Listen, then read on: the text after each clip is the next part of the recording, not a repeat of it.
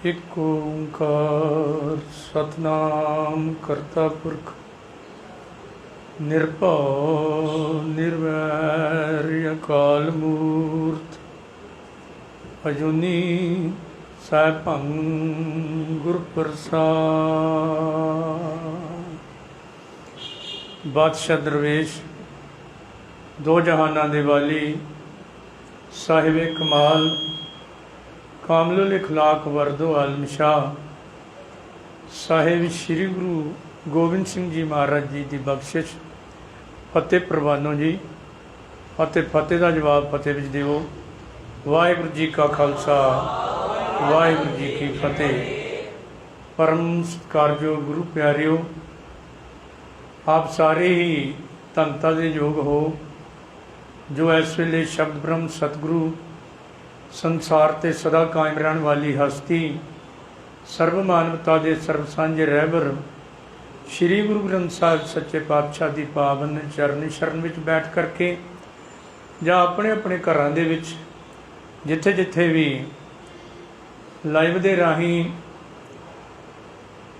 ਬੈਠੇ ਹੋਏ ਸੁਣ ਰਹੇ ਹੋ, ਸਾਰੇ ਹੀ ਧੰਨਤਾ ਦੇ ਯੋਗ ਹੋ, ਕਿਉਂਕਿ ਜਗਤ ਗੁਰੂ ਗੁਰੂ ਨਾਨਕ ਪਾਤਸ਼ਾਹ ਜੀ ਨੇ ਮਾਰਿਆ ਸਿੱਕਾ ਜਗਤ ਵਿੱਚ ਨਾਨਕ ਨਿਰਮਲ ਪੰਥ ਚਲਾਇਆ। ਇਸ ਨਿਰਮਲ ਪੰਥ ਦੀ ਨੀਂਹ ਰੱਖੀ ਅਤੇ ਨਿਰਮਲ ਪੰਥ ਸੰਸਾਰ ਦੇ ਸਾਰੇ ਧਰਮਾਂ ਤੋਂ ਸਾਰੇ ਮਜ਼ਹਬਾਂ ਤੋਂ ਨਿਆਰਾ ਧਰਮ ਹੈ। ਅੱਜ ਦਾ ਦਿਨ ਸਿੱਖ ਕੌਮ ਦੇ ਮਹਾਨ ਆਤਮਾ ਬ੍ਰਹਮ ਗਿਆਨੀ ਸਾਹਿਬ ਸ਼੍ਰੀ ਗੁਰੂ ਗੋਬਿੰਦ ਸਿੰਘ ਜੀ ਮਹਾਰਾਜ ਜੀ ਦੀਆਂ ਬਖਸ਼ਿਸ਼ਾਂ ਦੇ ਪਾਤਰ ਭਾਈ ਸਾਹਿਬ ਭਾਈ ਕਨ੍ਹਈਆ ਜੀ ਨੂੰ ਸਮਰਪਿਤ ਕੀਤਾ ਗਿਆ ਹੈ। ਉੱਥੇ ਨਾਲ ਹੀ ਅੱਜ चौथे पातशाह साहिब श्री गुरु रामदास जी महाराज जी का भी पावन गुरगद्दी दिहाड़ा समस्त सिख संसार के बड़ी श्रद्धा ते प्रेम नाल मनाया जा रहा है। सो मैं इन्हां दो महान पुरबां के मौके ते आप समूह संगत नूं लख लख बधाई दिंदा हाँ। कई बार असीं एक गल तो बड़े खुश हो जाते हाँ कि रैड क्रॉस दे बानी ने 1859 दे विच रैड क्रॉस की नींह रखी सी ते असी कई बार तुलना करते हाँ कि रैड क्रॉस तो 159 साल पहला धन गुरु गोबिंद सिंह जी महाराज ने आनंदपुर साहिब की पावन धरती ते इस रैड क्रॉस की नींह रखी। ये शब्दावली साडा हर विद्वान हर बुलारा जिहड़ा है वो बोलता है। आपां पहला रैड क्रॉस ते गुरु नानक पातशाह के मिशन का थोड़ी क जानकारी लै लईए कि सर हैनरी ड्यूना नाम की शख्सियत जिसने 23 ते 24 जून सन 1859 की रात नूं जदों इटली ते आस्ट्रेलिया की जंग लगी हुई सी, मिस्टर ड्यूना आटे की चक्की की इजाजत लैण दे लई बादशाह दे कोल गया। 23 जून 1859 की शाम नूं सलफरीनो विखे जंग के मैदान विच उसने 4500 बंदियां नूं जंग विच फट्टड़ होकर तड़फते हुए देखिया ते उसका मन पतीज गया ते सारी रात इन्हां दुखियां की सेवा करता रहा। उस दिन तो ही रैड क्रॉस की नींह रखी गई। जिथों तक रैड क्रॉस का मिशन है बहुत चंगा ते बहुत वधिया है, पर क्योंकि मिशन उदों ही मनुखता की सेवा विच हाजिर होंदा है जदों मनुख मौत के बिस्तर उत्ते तड़फदा है कि बस बाकी सारी जिंदगी किवें सेवा करनी है। केवल दुखियां नूं छड्ड के गुरु नानक पातशाह के मिशन के बराबर वो उस मिशन के अधीन असल कुछ भी सानू दिखाई नहीं देता। पर जिथों तक गुरु नानक पातशाह का मिशन है, रैड क्रॉस के मिशन तो गुरु नानक पातशाह का मिशन बहुत विशाल ते वड्डा है, क्योंकि मिशन मनुख के जन्म तो ही मनुखता की सार लैनी शुरू कर दिंदा है। गुरु नानक का मिशन लोक सुखीए परलोक सुहेले करन का मिशन है। ये मिशन सेवा ते सिमरन का मिशन है। ये मिशन आत्मा प्रात्मा एको करे का मिशन है। गुरु नानक का मिशन हर मनुख नूं बेगमपुरे का वासी बनाउण का मिशन है।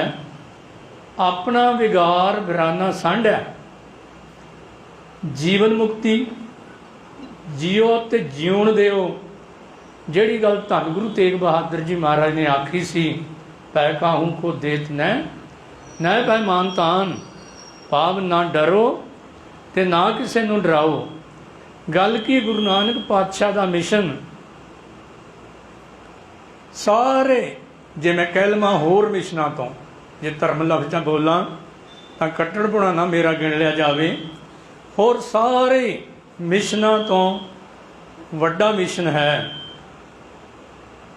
क्योंकि और सारे मिशन कई बार अपनी जात, अपने धर्म, अपने देश ਜਾਂ अपने इलाके तक ही सीमित रहते हैं, पर गुरु नानक पातशाह का मिशन एक पिता एक सके हम बारक, ਜਾਂ एक नूर ते सब जब उपजया, कौन भले को मंदे, ਜਾਂ ना को वैरी नाहे बेगाना, ते हम सबना के साजन ਦਾ संदेश दृढ़ करवाता है। गुरु नानक पातशाह का मिशन मनुखा जिंदगी दियाँ 100% मुसीबतों का हल ते हर प्रकार दियाँ लोड़ां पूरियां करन दा मिशन है, जो कि सर्वकाली सर्वदेशी अते सर्वमानवता के भले का मिशन है।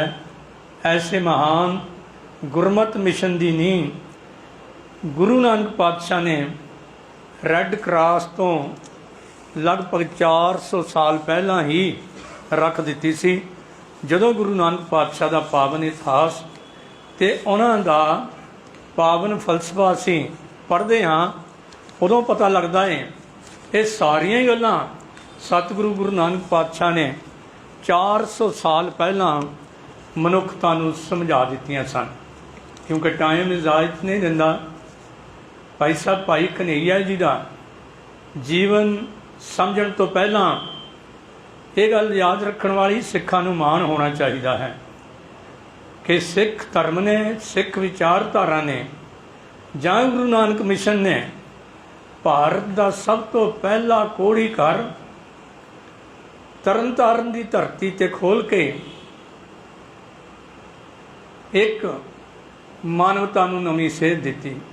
उस तो बाद सतवें पातशाह जी ने ना केवल मनुखता दे लई ही बल्कि पशु पंछियां दी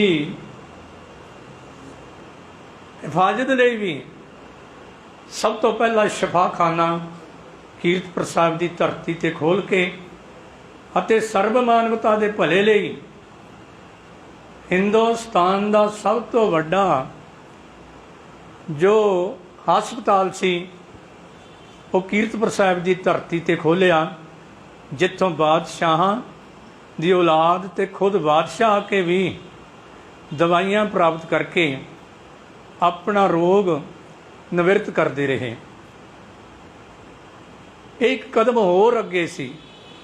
गजब की बात उदों हुई जदों मैदाने जंग दे विच दुश्मन नूं भी पानी पिला रहे भाई साहब भाई कन्हैया जी की पेशी होने समय जदों भाई साहब भाई कन्हैया जी ने आख्या, सच्चे पातशाह मैं तो हर पासे तुहाडा ही नूर तकदा हाँ, तुहाडे ही दीदार करदा हाँ, मैनू नहीं पता कौन मुसलमान है कौन सिख है, तो मानस की जात सब है, एक को पहचान में उपदेश देने वाले धन गुरु गोबिंद सिंह सच्चे पातशाह ने मल्लम की डब्बी भाई कन्हैया जी नूं बख्शे करके कह दिता सी कि तुसीं सिक्खी दी मूल भावना नूं समझ लिया है। जाओ जिथे दुखियां नूं पानी पिलाना है उत्थे मल्लम पट्टी भी नाल कर देनी। संसार दे लोग कहंदे ने जंग अते इश्क दे विच सब कुछ जायज़ हुंदा है, पर गुरु साहिबान ने जंग अते इश्क दे भी असूल बनाए। इश्क दो किस्म का है, एक इश्क मिजाजी ते एक इश्क हकीकी। इश्क हकीकी बारे भी सतगुरु गुरु अंगद पातशाह ने हुक्म किया सी, एक कनेही आशकी, एक कनेही आशकी दूजे लगे जाए। इस पौड़ी दे विच सच्चे पातशाह ने इश्क हकीकी दी गल समझाई अते बाबा फरीद जी ने इश्क हकीकी, हकीकी मैंने होंदा सच, सच्चे इश्क वास्ते जो परिभाषा दी वो असी सारे जानते हैं। रत्ते इश्क खुदाए रंग दीदार के, विसरिया जिन नाम से भोए पारथीए। इश्क मिजाजी दे लई भी गुरु पातशाह ने मना नहीं किया, और उहदे भी असूल दृढ़ करवाने होए। एका नारी जती होए, पर नारी धी भैन बखाने, देख पराइयां चंगियां मावां धीआं भैणां जाने। ये इश्क मिजाजी होई सी जिहदे विच सिख ने रहतनामियां तो सेध लैके, पर बेटी को बेटी जाने, पर नारी को मात बखाने, अपनी स्त्री सोरत होई, रहतवन गुर का सिख सोई। ये इश्क मिजाजी होई है। जदों गुरु पातशाह पावन बाणी च कहंदे ने, करकी नार त्यागे अंधा, पर नारी सो काले धंधा, जैसे सिंबल देख सुआ विगसाना, अंत की वार मुआ लपटाना। शायद इसे सिक्ख्या का सिट्टा सी जो वीर चरणजीत सिंह जी ने हुणे ही दस्या है कि साडा कट्टर दुश्मन काजी नूर मुहम्मद जो अहमद शाह अब्दाली दे नाल मैदाने जंग दे विच तलवार भी चलाता है, तो जिहड़ी खास खास घटना देखदा है वो अपनी पुस्तक दे विच नोट करन दे लई कलम भी नाल चलाता है। इन्ना मुतस्सब दे नाल भरिया होया, थां थां ते सिखां नूं सिख शब्द नहीं बल्कि सग भाव कुत्ते शब्द आखदा है। पर जदों सिखां दे करैक्टर की गल करदा है तां वो कह उठदा है कि ऐ संसार दे लोगो, इन्हां कुत्तियां नूं कुत्ते ना आखो, वो तां बब्बर शेर हन जिन्हां दे सामने संसार की कोई विश्व सुंदरी भी क्यों ना आ जाए, ये उसनूं बूढ़िया कह के ही साडे माझे की बोली विच अज भी लड़की होवे, बच्ची होवे, बड़ी होवे, छोटी होवे, उन्होंने बुढ़िया कह के भाव माता दे बराबर कह के जां भैणां दे बराबर कह के सन्मान दिता जाता है। सो कितनी कमाल की गल सी कि धन गुरु नानक पातशाह ने जो सिक्ख्या दी उस दे मुताबिक सिखां ने एक इतिहास सिरजिया, और साडे दुश्मन भी साडी महिमा करन लई मजबूर हो गए। जदों असीं जंग दे विच देखदे हां तां लोकी कहंदे ने जंग ते इश्क विच जां इश्क दे जंग विच सब कुछ जायज़ ही हुंदा है, पर जगत गुरु गुरु नानक पातशाह की जोत ने जंग विच भी असूल बनाए कि जंग दे विच लड़दियां होयां सिख ने उन्हां असूलों के धारनी होना है। तो जदों असीं अनमति इतिहास पढ़ते हैं, अपने देश का पढ़ लीए, विदेशों का पढ़ लीए, तो जिन्हां योद्धियां ने अपने जंगां दे असूल बनाए, उन्हां योद्धियां ने जियां अर्जुन, भीम, युधिष्ठिर, कृपाचार्य, द्रोणाचार्य, इत्थों तक अवतारां ते पीर पैगंबरां ने भी अपने बनाए हुए असूल आप तोड़े, आप खत्म किए ते अपने विरोधी नूं जंग दे विच जित्तिया। दशमेश पिता धन गुरु गोबिंद सिंह सच्चे पातशाह ने जो असूल बनाए, उन्हां तो भी पहला 4 जंगां लड़ियां ने सरबंसदानी धन गुरु गोबिंद सिंह जी महाराज के परदादे दे दादे साहिब श्री गुरु हरगोबिंद साहिब सच्चे पातशाह ने, उन्होंने भी जंग विच उही असूल जिहड़े गुरु नानक पातशाह की सिक्ख्या के मुताबिक सन ਹੁਣੇ ਇਸ਼ਾਰਾ ਕੀਤਾ ਸੀ ਭਾਈ ਚਰਨਜੀਤ ਸਿੰਘ ਜੀ ਨੇ ਕਿ ਮੁਖਲਿਸ ਖਾਨ ਨੂੰ ਸੱਚੇ ਪਾਤਸ਼ਾਹ ਚੈਲੰਜ ਕਰਦੇ ਨੇ ਕਿ ਮੁਖਲਿਸ ਖਾਨ ਪਹਿਲਾਂ ਤੂੰ ਵਾਰ ਕਰ ਲੈ। ਉਸਨੇ 3 ਵਾਰ ਗੁਰੂ ਹਰਗੋਬਿੰਦ ਸਾਹਿਬ ਤੇ ਕੀਤੇ ਨੇ, ਪਰ ਤਿੰਨੇ ਵਾਰ ਖਾਲੀ ਗਏ। ਜਦੋਂ ਦਲ ਭੰਜਨ ਗੁਰਸੂਰਮਾ ਵਡਯੋਧਾ ਪਰਉਪਕਾਰੀ ਸਾਹਿਬ ਸ੍ਰੀ ਗੁਰੂ ਹਰਗੋਬਿੰਦ ਸਾਹਿਬ ਜੀ ਨੇ ਆਪਣੀ ਤੇਗ ਮਿਆਨ ਦੇ ਵਿੱਚੋਂ ਕੱਢ ਕੇ ਆਖਿਆ ਹੈ ਕਿ ਮੁਖਲਿਸ ਖਾਨ ਹੁਣ ਤਿਆਰ ਹੋ ਜਾ, ਤੇ ਜਿਉਂ ਹੀ ਸਤਿਗੁਰੂ ਸੱਚੇ ਪਾਤਸ਼ਾਹ ਨੇ ਆਪਣੀ ਤੇਗ ਚਮਕਾਈ, ਮੁਖਲਿਸ ਖਾਨ ਘਾਬਰ ਕੇ ਡਿੱਗਿਆ ਤੇ ਉਹਦੀ ਪੱਗ ਲੱਥ ਗਈ। ਪਰ ਧੰਨ ਗੁਰੂ ਹਰਗੋਬਿੰਦ ਸਾਹਿਬ ਸੱਚੇ ਪਾਤਸ਼ਾਹ ਨੇ ਕਹਿ ਦਿੱਤਾ, ਮੁਖਲਿਸ ਖਾਨ ਮੈਂ ਤੇਰੀ ਇੱਜ਼ਤ ਰੋਲਣ ਦੇ ਲਈ ਨਹੀਂ ਆਇਆ, ਆਪਣੀ ਦਸਤਾਰ ਚੱਕ ਤੇ ਸਿਰ ਦੇ ਉੱਤੇ ਰੱਖ ਲੈ, ਫਿਰ ਮੇਰੇ ਤੇ ਵਾਰ ਕਰ, ਮੈਂ ਤੇਰਾ ਵਾਰ ਰੋਕਾਂਗਾ। ਧੰਨ ਗੁਰੂ ਗੋਬਿੰਦ ਸਿੰਘ ਜੀ ਮਹਾਰਾਜ ਦੇ ਸਾਹਮਣੇ ਕਸਮ ਖਾ ਕੇ ਚੱਲੇ ਆਏ ਸੈਦ ਖਾਨ ਕਿ ਗੁਰੂ ਗੋਬਿੰਦ ਸਿੰਘ ਜੀ ਮਹਾਰਾਜ ਦਾ ਸੀਸ ਲਿਆਵਾਂਗਾ। ਪਰ ਰਸਤੇ ਤਾਸ਼ ਖੇਡਦੇ ਨੇ, ਮੰਜੇ ਦੇ ਵਿੱਚ ਇੱਕ ਚਿੱਠੀ ਲੱਗੀ ਹੈ, ਤੀਰ ਦੇ ਨਾਲ ਲੱਗੀ ਹੋਈ, ਤਾਸ਼ ਖੇਡਣ ਆਇਆ ਸੀ ਕਿ ਗੁਰੂ ਗੋਬਿੰਦ ਸਿੰਘ ਜੀ ਦਾ ਸੀਸ ਲਾਉਣ ਦੇ ਲਈ। ਅੰਤ ਨਗਾਰੇ ਤੇ ਚੋਟ ਲਾਈ, ਅਨੰਦਪੁਰ ਸਾਹਿਬ ਦੇ ਲਾਗੇ ਮਨ ਵਿੱਚ ਖੁਆਇਸ਼ ਪ੍ਰਗਟ ਹੋਈ, ਜੇ ਸਿੱਖਾਂ ਦਾ ਗੁਰੂ ਇੰਨਾ ਹੀ ਸਿਆਣਾ ਹੈ, ਇੰਨਾ ਜਾਣੀ ਜਾਣ ਹੈ, ਤਾਂ ਮੇਰੇ ਨਾਲ ਆ ਕੇ ਯੁੱਧ ਕਰੇ। ਸਤਿਗੁਰੂ ਸੱਚੇ ਪਾਤਸ਼ਾਹ ਸਾਰੀਆਂ ਫੌਜਾਂ ਪਿਛਾਂ ਕਰ ਦਿੱਤੀਆਂ ਤੇ ਆਪ ਚੈਲੰਜ ਕੀਤਾ, ਸੈਦ ਖਾਨ ਪਹਿਲਾ ਵਾਰ ਤੂੰ ਕਰ ਲੈ। ਕਬੀਰ ਸਤਿਗੁਰ ਸੂਰਮੇ ਬਾਇਆ ਬਨ ਜੋ ਏਕ, ਲਾਗਤੀ ਭੋਏ ਗਿਰ ਭਰਿਆ ਪਰਾ ਕਰੇ ਜੇ ਛੇਕ। ਤੇ ਇੱਕਦਮ ਸਤਿਗੁਰੂ ਦੇ ਦਰਸ਼ਨ ਕਰਕੇ ਸੁਧ ਕੀ ਨਾ ਬੁੱਧ ਰਹੀ। ਉਹ ਸੈਦ ਖਾਨ ਪੁਕਾਰ ਉੱਠਿਆ ਕਿ ਖੁਦਾ ਆਇਦ ਮੈਂ ਆਇਦ ਖੁਦਾ ਬੰਦਾ, ਹਕੀਕਤ ਦਰ ਮਿਜ਼ਾਜ ਆਇਦ ਕਿ ਮੁਰਦਾ ਰਹਿ ਕੁਨੰਦ ਜਿੰਦਾ। ਹੈ ਦੁਨੀਆ ਦੇ ਲੋਕੋ, ਖੁਦਾ ਆ ਗਿਆ, ਖੁਦਾ ਆ ਗਿਆ। ਗੁਰੂ ਗੋਬਿੰਦ ਸਿੰਘ ਜੀ ਦੇ ਰੂਪ ਦੇ ਵਿੱਚ ਧੰਨ ਗੁਰੂ ਗੋਬਿੰਦ ਸਿੰਘ ਸੱਚੇ ਪਾਤਸ਼ਾਹ ਉਹ ਖੁਦਾ ਦਾ ਰੂਪ ਧਾਰਨ ਕਰਕੇ ਆਏ। ਸਤਿਗੁਰੂ ਦੇ ਚਰਨੀ ਟੱਟ ਗਿਆ।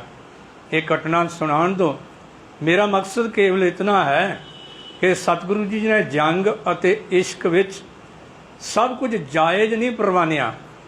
ਸੋ ਜੰਗ ਵਿੱਚ ਵੀ ਗਰੀਬ ਤੇ ਵਾਰ ਨਹੀਂ ਕਰਨਾ, ਨਿਹੱਤੇ ਤੇ ਵਾਰ ਨਹੀਂ ਕਰਨਾ, ਔਰਤ ਤੇ ਵਾਰ ਨਹੀਂ ਕਰਨਾ, ਬਜ਼ੁਰਗ ਤੇ ਵਾਰ ਨਹੀਂ ਕਰਨਾ, ਫਿਰ ਬੱਚੇ ਤੇ ਵਾਰ ਨਹੀਂ ਕਰਨਾ। ਅੱਜ ਤੱਕ ਦੁਨੀਆ ਦਾ ਦੀਨ ਇਮਾਨ ਹੀ ਨਹੀਂ ਰਿਹਾ। ਬਾਕੀਆਂ ਨੂੰ ਕਹੀਏ ਸਾਡੇ ਆਪਣੇ ਕਈ ਵਾਰ ਵੀਰ ਲੜਦੇ ਨੇ ਤੇ ਉਹਨਾਂ ਨੂੰ ਹੈਰਾਨ ਹੋ ਕੇ ਦੇਖੀਦਾ ਬੀਬੀਆਂ ਤੇ ਵੀ ਵਾਰ ਕਰ ਰਹੇ ਨੇ, ਨਿਹੱਥੀਆਂ ਬੀਬੀਆਂ ਤੇ ਸੜਕਾਂ ਤੇ ਘੜੀਸਿਆ ਜਾ ਰਿਹਾ ਹੈ। ਅੱਜ ਭਾਈ ਕਨ੍ਹਈਆ ਜੀ ਦਾ ਇਹ ਜੀਵਨ ਇਤਿਹਾਸ ਸ਼ਰਵਣ ਕਰਦਿਆਂ ਸਾਡਾ ਇਹ ਫਰਜ਼ ਬਣਦਾ ਹੈ ਕਿ ਆਪਣੇ ਪੁਰਾਤਨ ਵਿਰਸੇ ਨੂੰ ਸੰਭਾਲੀਏ ਤੇ ਉਹਦੇ ਮੁਤਾਬਕ ਅਸੀਂ ਆਪਣੀਆਂ ਕਦਰਾਂ ਕੀਮਤਾਂ ਨੂੰ ਕਾਇਮ ਰੱਖੀਏ। ਸਤਿਗੁਰੂ ਜੀ ਨੇ ਜੰਗ ਦੇ ਮੈਦਾਨ ਵਿੱਚ ਵੀ ਨਾ ਕੋ ਵੈਰੀ ਨਾਹੇ ਬੇਗਾਨਾ ਸਗਲ ਸੰਗ ਹਮਕੋ ਬਣਾਈ ਦਾ ਸਿਧਾਂਤ ਦਿੱਤਾ ਤੇ ਇਸ ਸਿਧਾਂਤ ਨੂੰ ਸਾਖਸ਼ਾਤ ਰੂਪ ਦੇ ਵਿੱਚ ਜੇ ਕਿਸੇ ਨੇ ਲਾਗੂ ਕੀਤਾ ਹੈ ਕਿਸੇ ਨੇ, ਤਾਂ ਉਹ ਹੈ ਸੰਸਾਰ ਦੀ ਲਾ ਮਿਸਾਲ ਸਿੱਖ ਸ਼ਖਸੀਅਤ ਭਾਈ ਸਾਹਿਬ ਭਾਈ ਕਨ੍ਹਈਆ ਜੀ, ਜਿਨ੍ਹਾਂ ਦਾ ਜਨਮ ਸਨ 1647 ਈਸਵੀ ਨੂੰ। ਭਾਈ ਸਾਹਿਬ ਭਾਈ ਕਾਨ ਸਿੰਘ ਜੀ ਨਾਭਾ ਲਿਖਦੇ ਨੇ ਕਿ ਨਿਰਕਪਟ, ਨਿਰਛਲ ਤੇ ਨਿਸ਼ਕਾਮ ਸੇਵਾ ਦੇ ਪੁੰਜ ਭਾਈ ਸਾਹਿਬ ਭਾਈ ਕਨ੍ਹਈਆ ਜੀ ਦਾ ਜਨਮ 1647 ਈਸਵੀ ਨੂੰ ਪਿੰਡ ਸੋਧਰਾ, ਕਿਉਂਕਿ 100 ਦਰਵਾਜ਼ੇ ਸੀ ਇਸ ਪਿੰਡ ਦੇ, ਜੋ ਚਨਾਬ ਦਰਿਆ ਦੇ ਕੰਢੇ ਤੇ ਹੈ। ਕਿਤਨਾ ਵੱਡਾ ਪਿੰਡ ਹੋਵੇਗਾ। ਉੱਥੇ 100 ਦਰਵਾਜ਼ਿਆਂ ਵਾਲਾ ਪਿੰਡ, ਪਹਿਲਾਂ ਸੋਧਰਾ, ਫਿਰ ਸੋਧਰਾ, ਫਿਰ ਸੋਧਰਾ, ਤੇ ਹੁਣ ਸੋਧਰਾ ਹੀ ਵਜ਼ੀਰਾਬਾਦ ਦੇ ਲਾਗੇ ਇਸ ਪਿੰਡ ਦੇ ਵਿੱਚ ਭਾਈ ਸਾਹਿਬ ਦਾ ਜਨਮ ਹੋਇਆ। ਉਹਨਾਂ ਦੇ ਪਿਤਾ ਜੀ ਨੱਥੂ ਰਾਮ ਜੀ ਅਤੇ ਮਾਤਾ ਸੁੰਦਰੀ ਜੀ ਉਹਨਾਂ ਦਾ ਨਾਮ ਸੀ। ਸ਼ਾਹੀ ਫੌਜਾਂ ਨੂੰ ਰਸਦ ਪੁਜਾਣੀ ਔਰੰਗਜ਼ੇਬ ਦੇ ਵੇਲੇ ਇਹ ਠੇਕੇਦਾਰ ਸਨ ਇਸ ਗੱਲ ਦੇ। ਬਹੁਤ ਸਾਰੇ ਹੋਰ ਸਿੱਖ ਵੀ ਇਹ ਕਾਰੋਬਾਰ ਕਰਦੇ ਸਨ, ਜਿਨ੍ਹਾਂ 'ਚ ਭਾਈ ਲੱਖੀ ਸ਼ਾਹ ਬਣਜਾਰਾ ਜੀ ਅਤੇ ਭਾਈ ਮੱਖਣ ਸ਼ਾਹ ਲਵਾਣਾ ਵਰਗੇ, ਬਲਕਿ ਇੱਥੋਂ ਤੱਕ ਕਿ ਭਾਈ ਨਨੂਆ ਜੀ, ਜਿਨ੍ਹਾਂ ਨੇ ਬਾਅਦ ਵਿੱਚ ਭਾਈ ਲੱਖੀ ਸ਼ਾਹ ਜੀ ਦੇ ਨਾਲ ਰਲ ਕੇ भाई जैता जी के बजुर्गों नाल रल के जिन्हां ने सीस की संभाल भी की, आनंदपुर साहिब तक लियाण तक ये मरजीवड़े ही सन जिहड़े सरकारी फौज दे विच ठेकेदारी द्वारा फौजां नूं रासत पानी पहुँचाते सन। इसलिए भाई साहब जी दे घरेलू पोजीशन चंगी चढ़दी कला वाली सी, पर होण वार विरवा के चिकने चिकने पात। जिवें गुरु नानक देव जी महाराज बारे भाई गुरदास जी ने लिखिया सी कि हर कोई कहंदा सी कोई वड्डा पुरख प्रगटिया कलयुग अंदर जोत जगाई, ते हर जन ऐसा चाहिए जैसा हर ही होए दे मुताबिक गुरु नानक पातशाह दा ये अनन सिख गुरु गोबिंद सिंह जी महाराज का बख्शिशां दा पात्र भाई कन्हैया जी भी बचपन तो ही पर उपकारी बिरती के मालक सन। घर दे विचों जेब खर्चे लिए पैसे लै जाने, जिथे कोई गरीब देखिया उहदी लोड़ मुताबिक सहायता करनी। फिर कई बार बेगार का जमाना हुंदा सी कि गरीबां नूं फड़ के छोटियां जातां नूं गुलाम लोकां नूं पकड़ के उन्हां कोल अपना समान चुका देना और मीलां वधी एक स्टेज तो एक थां तो दूजी थां तक ले जाण लई उन्हां नूं वरतना। जदों भाई साहब दे कोल कोई पैसे नहीं होने तो उस वेले उन्हां ने वो बेगारियां दा समान चक लेना, किसी बजुर्ग दा, किसी औरत दा, किसी बच्चे दा, ते आप समान छड्ड के जाना। कहंदे ने शिकायत होई, माता जी ने इतराज़ किया, उन्हां दी माता सुंदरी जी ने, ये तुसीं की कर रहे हो, साडा खानदान बहुत उच्चा है, आर्थिक चंगी हालत है। तो उस वेले भाई कन्हैया जी ने कह छड्डा, माता जी मैनू अपना बौरा पुत्र ही समझ लो, दुनिया क्या जाने कि बौरापन ही तो कई बार महापुरुषों की निशानी होंदी है जिन्हों ने महान बनना हुंदा है। बाबा कबीर जी नूं भी बौरा बौरा कह के दुनिया कहती सी, ते उन्होंने भी ऐलान किया सी, हर के लोगा मैं तो मत का बौरा, आप ना बौरा राम की ओ बौरा, बई मैं तो परमात्मा का बौरा हाँ। गुरु नानक पातशाह नूं भी कोई आखे भूत ना को कहे बेताला, कोई आखे आदमी नानक बेचारा, भया दीवाना शाह का। दीवाना दीवाना लोग कहते सी, ते दीवानापन जिहड़ा है ये बौरापन महापुरुषों की निशानी होंदी है। बैराग की अवस्था उठी, घर बार त्यागया ते घरों निकल गए खुदा दी दर्शन दे लई। पर जदों लाहौर पहुँचे ने, लाहौर आके पता लग्या उन्होंने पिता की डैथ हो गई, वापस चले गए, पिता पुरखी कारोबार सांभ लिया और कुछ साल ही ये सेवा निभाई सी कि उस तो बाद फिर मन उचाट होया, फिर घर बार त्यागया ते उत्थों भज के जंगलों वाल चले गए। जंगलों भटकद्या कई दिन भुखे भाने, प्रशादा भी नहीं मिलिया। किसी सिख का मिलाप होया, गोविंद नूं पाण दी विधि पुछी ते उस वेले कहंदे ने सिख ने कह दिता भी गुरबाणी का फरमान है, जंगल जंगल क्या भवें वन कंडा मोड़े, वसी रब हालीए जंगल क्या ढूंढे। जंगलों च घूमना छड़ के पिंडां विच आ गए, पर चाहना एको दर्शन की प्यास कणी, दर्शन की प्यासा कणी के मुताबिक रात दिन गोविंद पाण की विधि। अंत भाई ननुआ जी नाल मिलाप होया, उन्होंने पावन बाणी दे नाल जोड़ दिता। जदों पुछ कीती, भाई साहब मेरे ते कृपा करो, मैनू गोविंद पाण दी परमात्मा दे मिलाप दी मैनू कृपा करके कोई विधि दसो। ते भाई ननुआ जी ने धन गुरु तेग बहादुर जी महाराज की बाणी जिहड़ी सी वो उन्होंने बख्श कर दी, वो बाणी दे नाल जोड़ दिता ते दस दिता, जे गोविंद मिलाप की चाहना है तो आनंदपुर साहिब की पावन धरती ते चले जाओ। भाई साहब आनंदपुर साहिब वाल चाले पाए और धन गुरु तेग बहादुर जी के दर ते पहुँचे। घट घट के अंतर की जानत, भले बुरे की पीर पछानत। सतगुरु जी ने पहला ही सेवा की कसवट्टी ते परखण दे लई ऑर्डर कर दिता कि घट्टो घट रोजाना 100 घड़ा पानी का लिया, 3000 घड़ा जिहड़ा है 30,000 घड़ा, 30,000 बने जी 30 दिन का 100 घड़ा जिहड़ा 3,000, 3 महीने लगातार। जे 9,000 घड़ा भी ला लीए किड्डी घालना सी, पर सतगुरु जी देख रहे सन कि जिन्हें बल्दी अंदर तेल नहीं पाना, बल्कि दहशत को दहशत से दबाया जाए जे तो मुमकिन है, पर शोहले को शोहले से बुझाया नहीं जा सकता। भाई अग नूं अग नाल नहीं बुझाया जा सकना। सतगुरु जी ट्रेनिंग दे रहे सन कि जिथे अग दे भांबड़ वालने ने, एक दूजे नूं तलवारां नाल कट्टना वढना है, मैं तेरी ड्यूटी उत्थे लानी है। ते सतगुरु जी ने वो पानी की सेवा दे के ਉਹਦਾ इम्तिहान लिया। भाई साहब ने बिना किसी जात पात वितकरे ते अपनी ड्यूटी निभाई।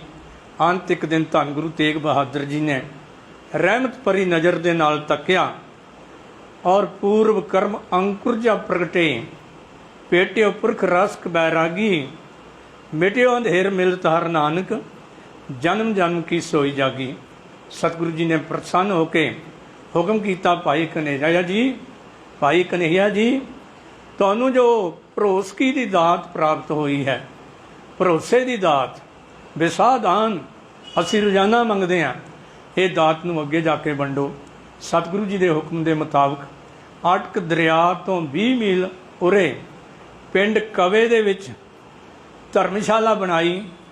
धर्मशाला दे विच संगत पंगत कायम की, वधिया रबाबी, वधिया कथावाचक और बच्चों के लिए स्कूल, विद्यालय, खूब सरोवरां की सेवा। टाइम के मुताबिक मैं अपने विचारां नूं संकोच रहा हाँ, तो ये सेवावां अपने इलाके दे विच बहुत लंबा समा भाई साहब ने निभाइयां। जदों ये खबर पहुंची कि धर्म की चादर साहिब श्री गुरु तेग बहादुर जी महाराज, तिलक जंजू राखा प्रतांका कीनो वडो कलू में साका, धर्म है साका जिन किया, शीस दिया पर सिरल ना दिया, शहादत का जाम पी चुके ने। तो बहुत वड्डा संगतां दा काफिला लैके धन गुरु गोबिंद सिंह जी महाराज जी शरण में आए। पर जदों अगे आए तो सतगुरु गुरु गोबिंद सिंह जी महाराज ने अणख, इज्जत ते आज़ादी का जीवन प्रदान करने दे लई ये हुक्म किया होया सी, जब हमरे दर्शन को आवो, होए सुचेत तन शस्त्र सजावो, कमर कसा कर देहो दिखाई, हमरी खुशी होए दिखाई। भाई साहब ने भी अमृत छकिया ते कृपान पहन लई। ये याद रखना, जदों कहानी कर दी कि जदों किसी ने पूछा ये कृपान तुसी को पाई, तो भाई साहब कहन लगे कि जे किसी ने मैनू मारना होया तो मेरी कृपान नाल ही मार दे। ये बड़ी अनोखी जी कहानी जिहड़ी साडे सामने आ रही है, क्योंकि सच्चे पातशाह ने किते हदायत नहीं की सी भी सिखो तुसी कृपान पानी है, ताकि जे तुहानू किसी ने मारना होवे तां इस कृपान दे नाल ही मारे, तलवार दे नाल ना मारे। गल ये चेता रखने वाली, कृपान ते तलवार दे विच की अंतर है, सतगुरु ने यह हदायत नहीं की। ये तो एवं कहानियाँ प्रचलित कई बार हो जांदियां ने। भाई कन्हैया सी कोई छोटे मोटे योधे नहीं सी, मानसिक तौर पर जिहड़े मैदान जंग दे विच चिट्टे वस्त्र पा के, चिट्टे कपड़े पा के, चिट्टा झंडा लैके दुश्मन दे विच भी उत्थे तोपां भी चलदियां सी, गोलियां भी चलदियां सी, जांदे होणगे कोई हौसला घट होएगा। सो ये कहानियां जिहड़ियां फजूल जिहियां ने, पर सिख ने यह गल जरूर याद रखनी है कि सिख की कृपान ते तलवार दे विच बहुत वड्डा अंतर है। जदों कृपान का मोर्चा लग्या होया सी, दिल्ली की पार्लीमेंट विच एक मुसलमान MP बीबी अजीज रसूल बेगम ने पटेल ते सवाल किया, सर पटेल ते, कि कृपान ते तलवार दे विच अंतर की है, दसो तो सही। तो पटेल ने जवाब दिता सी, जदों तलवार सिख दे हत्थ विच आ जाती है, वो कृपान का रूप धारण कर लैंदी है। जिवें अग तो सारे डरदे ने, पर जदों उन्होंने हवन करना हुंदा है, उसे अग्नि की पूजा करते हैं। उस वेले जफर अली जफर MP बैठे हुए सन, जिन्होंने ये गल आखी सी कि सिख की जिंदगी का राज केवल ते केवल कृपान है, क्योंकि उठती है किसी पर कृपा के लिए और चलती है किसी आन ते शान के लिए। साढ़े कवियां ने भी यह गल लिखी, जिसदे गल कृपान है हुंदी, उसकी उच्ची शान है हुंदी, मुर्दा दिल है जिउंदा मुर्दा, ਤਾਕਤ ਦੀ ਸਭ ਸ਼ਾਨ ਹੈ ਹੁੰਦੀ। ਸਾਡੇ ਵਿਰਸੇ ਵਿੱਚ ਵੀ ਕਿਰਪਾਨ ਦੀ ਮਹਾਨਤਾ ਬਾਰੇ ਬਹੁਤ ਕੁਝ ਲਿਖਿਆ, ਪਰ ਅਫਸੋਸ ਅੱਜ ਕਿਰਪਾਨਾਂ ਵੀ ਗਰੀਬਾਂ 'ਤੇ ਚੱਲਦੀਆਂ ਨੇ। ਕਸੂਰ ਕਿਸੇ ਦਾ ਹੁੰਦਾ ਹੈ, ਪਰ ਕੋਈ ਨਾ ਕੋਈ ਗਰੀਬ ਸਾਡੇ ਕਿਰਪਾਨਾਂ ਵਾਲਿਆਂ ਦਾ ਸ਼ਿਕਾਰ ਬਣ ਜਾਂਦਾ ਹੈ। ਜੇ ਉਹ ਲੰਗਰ ਛਕਣ ਲਈ ਵੀ ਵਿਚਾਰਾ ਆ ਗਿਆ, ਤਲਾਸ਼ੀ ਲਈ ਇਨਕੁਆਇਰੀ ਨਹੀਂ ਕੀਤੀ ਔਰ ਉਹਦਾ ਐਸੇ ਢੰਗ ਦੇ ਨਾਲ ਕੁਟਾਪਾ ਚਾੜਿਆ ਗਿਆ ਕਿ ਸ਼ਸਤਰ ਚਲਾਉਣ ਤੋਂ ਵੀ ਸੰਕੋਚ ਨਹੀਂ ਕੀਤਾ। ਇਹ ਅਫਸੋਸ ਵਾਲੀ ਗੱਲ ਹੈ। ਅਸੀਂ ਭਾਈ ਕਨ੍ਹਈਆ ਜੀ ਦੇ ਵਾਰਸ ਹਾਂ।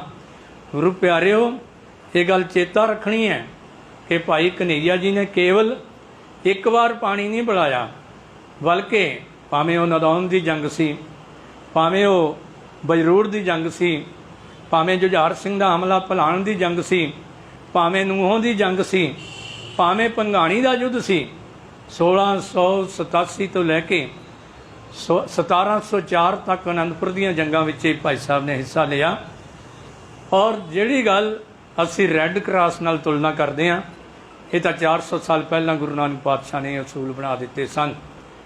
ਆਹ ਸਰਸਾ ਦੇ ਕੰਢੇ 'ਤੇ ਪਰਿਵਾਰ ਵਿਛੜਿਆ, ਭਾਈ ਸਾਹਿਬ ਵੀ ਵਿਛੜ ਗਏ, ਬੇਵੱਸ ਹੋ ਕੇ ਆਪਣੇ ਇਲਾਕੇ ਦੇ ਵਿੱਚ ਚਲੇ ਗਏ ਔਰ ਆਪਣੇ ਪਿੰਡ ਜਾ ਕੇ ਫਿਰ 1718 ਈਸਵੀ ਦੇ ਵਿੱਚ 71 ਸਾਲ ਦੀ ਉਮਰ ਵਿੱਚ ਅੰਮ੍ਰਿਤ ਵੇਲੇ ਦੀਵਾਨ ਵਿੱਚ ਬੈਠੇ ਹੋਏ ਹੀ ਭਾਈ ਸਾਹਿਬ ਸੱਚਖੰਡ ਪਿਆਨਾ ਕਰ ਗਏ। ਉਹਨਾਂ ਦੇ ਦੂਜੇ ਜਿਹੜੇ ਜਥੇਦਾਰ ਸਨ ਭਾਈ ਸੇਵਰ ਰਾਮ ਜੀ, ਉਸ ਵੇਲੇ ਉਹਨਾਂ ਨੇ ਸੇਵਕ ਕੀ ਓੜਕ ਨਿਵੀ ਪ੍ਰੀਤ ਜੀਵਤ ਸਾਹਿਬ ਸੇਵਿਓ ਆਪਣਾ ਚਲਤੇ ਰਾਖਿਓ ਚੀਤ, ਇਹ ਸ਼ਬਦ ਗਾਇਨ ਕੀਤਾ ਔਰ ਭਾਈ ਸਾਹਿਬ ਨੇ ਸਾਰੀ ਜ਼ਿੰਦਗੀ